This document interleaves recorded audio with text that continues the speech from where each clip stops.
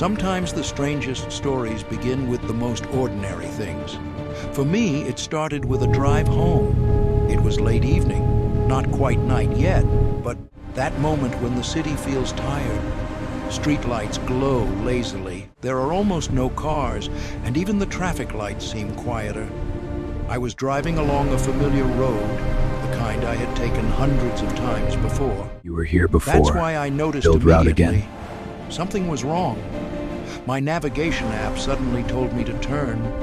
It had never done that before.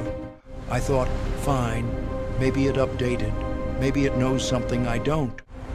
I turned. The road became narrower. The streetlights were farther apart.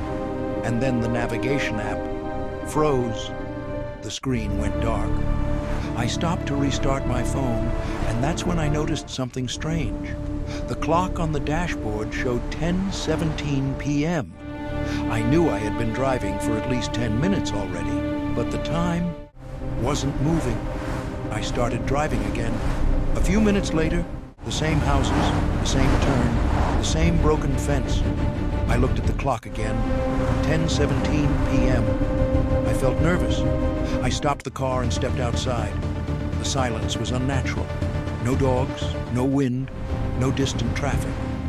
And then I saw a man. He was standing by the side of the road, just standing there, not waving, not asking for a ride. I wanted to leave. Honestly, I did. But he lifted his head and looked straight at me and calmly said, "You've already driven past this place 3 times." My chest tightened. I asked him, "What time is it?" He smiled. "Do you really think time works here?" I got back into the car and started the engine immediately. At that moment, the navigation screen turned on by itself. Route recalculated. You were here before. 2 minutes Build to home. route again. I didn't think. I just drove. And you know what? 2 minutes later, I was standing in front of my apartment building. An ordinary yard, ordinary windows, ordinary people. The clock showed 10:19 p.m. I stayed in the car for a few more minutes, just sitting there, trying to understand what had happened. The next day, out of curiosity, I decided to check that turn again. It wasn't there. On the map, a straight road.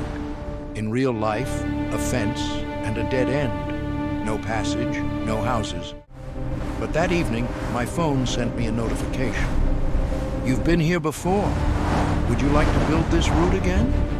I tapped no. And ever since then, whenever the clock in my car freezes for even a second, I just keep driving, because some roads are better left unremembered.